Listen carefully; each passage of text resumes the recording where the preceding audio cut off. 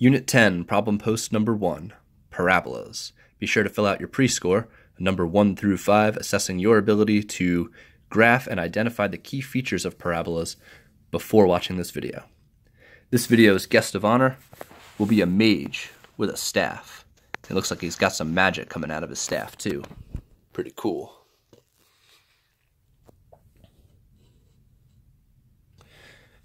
Okay, number 1 wants us to create a table of values for the function y equals negative x squared plus 4. So I could substitute all of the x values into the function to generate the y values, but it might be a bit easier if I used my calculator. So on your TI-84, we can start by going to the y equals screen and typing in the function, negative x squared plus 4. From here, we want to go to the table of values and find the start of the table, negative 3, and the end of the table, positive 3. Here are all my x values, and the y values are listed in the table next to them. So it looks like it goes from negative 5 and then right back to negative 5. So I'm going to write down all of the y values next to their corresponding x's. So I have negative 3, negative 5, negative 2, 0, negative 1, 3, 0, 4, 1, 3, 2, 0, 3, negative 5. Now notice the symmetry in this table. We start at negative 5 and go to 0 and 3, and then we were 3, 0, negative 5. This should always be true of a parabola. You should always have table symmetry. Next, we need to graph the function. Before plotting these points and sketching the curve, it's a good idea just to take a look at what the graph looks like so you know that you're doing it right. Also, we want to make sure that we're graphing a curve and not just connecting each point with straight lines. So here's my curve. It looks kind of like a V or a U upside down, a V shape, if you will. So let's plot the points and sketch the curve. So I have negative 3, 1, 2, 3, 1, 2, 3, 4, 5, negative 2, 0, 1, 3, 0, 4, 1, 3, 2, 0, and 3, negative 5. Now I'll sketch the curve.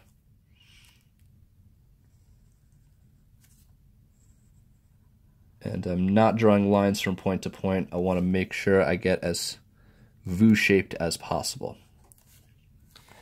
The table was defined from negative 3 to 3, so we stopped there, but on the graph, I want to extend the line a little bit past the final point and put arrows to indicate that this function does continue on forever.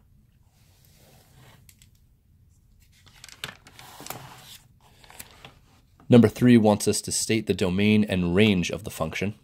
We can use the graph to help us out with this, so let's think about the domain first. The domain is all the x values. So I want to go from left to right, looking at all the x values and determine which x values are part of the function. 0 is definitely part of the function because it has an output of 4. Negative 1 has an output, 2 has an output, 3 has an output.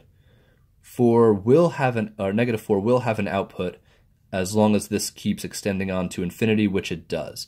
As far as this goes with the arrow, it will extend forever downward and to the left. So no matter how far to the left I go on the x-axis, I could always go down and find an output value. So this graph starts all the way at negative infinity. And as it moves to the right, we can see that the same is true because it goes on forever as well on this side. So 1 has an output, 2 has an output, 3 has an output, 4 will have an output as long as this extends on forever. It has an arrow, meaning it will go down and to the left forever. So we're going from negative infinity to positive infinity. I'm going to represent that with interval notation. So I'll say from negative infinity to positive infinity. And with interval notation, infinity always gets parentheses as opposed to brackets. When we define the range, we'll see that we're going to need some brackets. The range values are all of the y values that are part of the function. So we want to check all of these y values and see which ones are part of the function.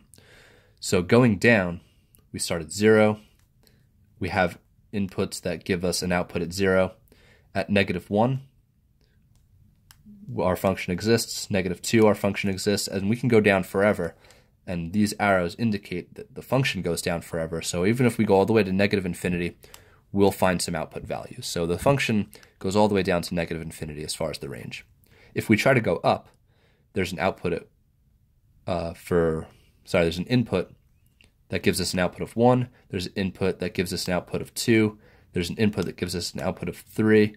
There's an input that gives us just 1 output at 4. But if we try to go above 4, this graph no longer exists.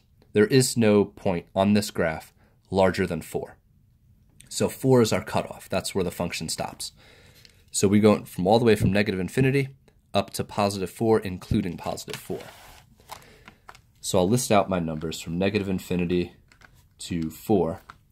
-infinity gets parentheses because infinity always gets parentheses. And 4, since it is included in the function, I will use a bracket.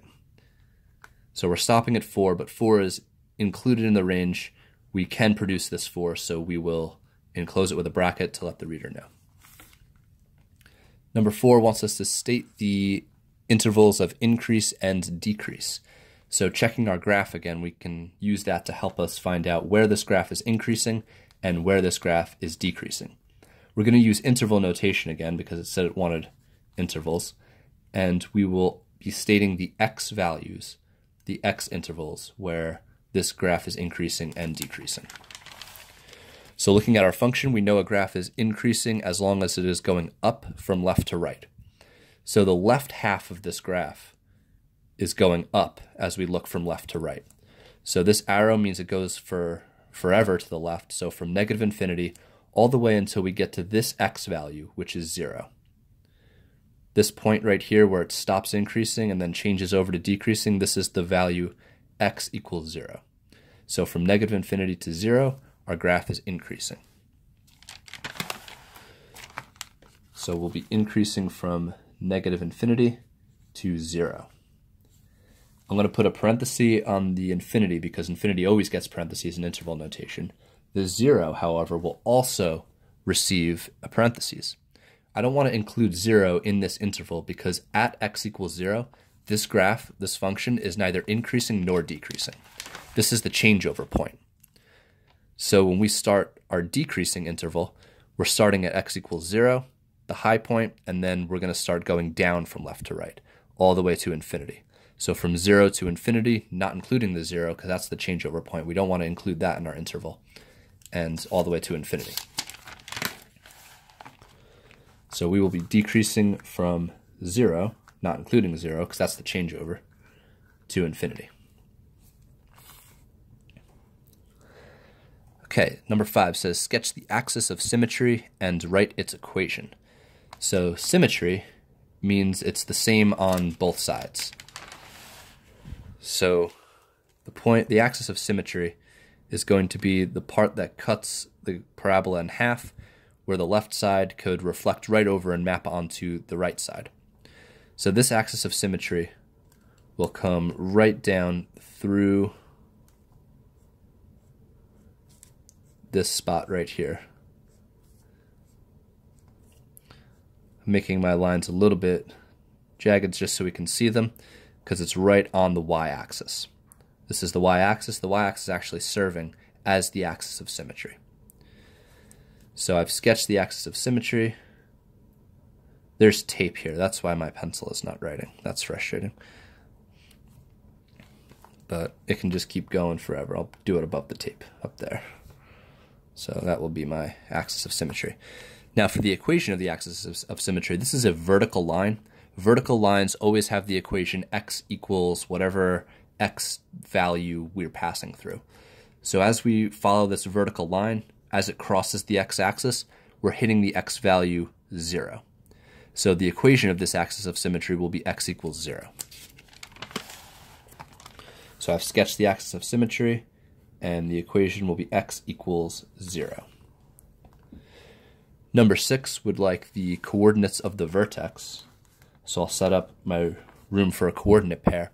The vertex is also known as the turning point of the parabola. So the turning point occurs right here at 0, 4. This is where I go from increasing to decreasing. Notice that this vertex is on the axis of symmetry, and it's also on the actual function itself. So this point is a point on the function, and it's always the turning point where it goes from increasing to decreasing or decreasing to increasing. So 0, 4 is my vertex.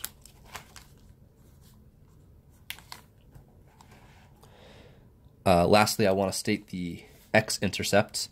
The X-intercepts are also known as zeros or roots. So X-intercepts, zeros, roots, or some might even call them solutions. Solutions. All of these are synonymous. They all mean the same thing. So I want to find all of these X values.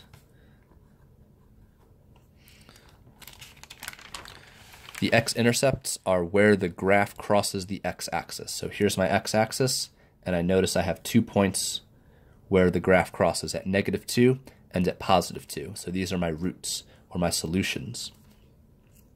So -2 and +2.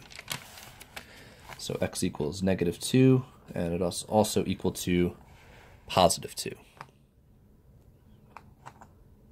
And the mage returns because we're done. I don't have to flip the page anymore, so he can stand actually on the notebook. Don't forget to fill out your post score, number 1 through 5, assessing your ability to graph parabolas, state key features, and all the fun stuff that has to do with parabolas.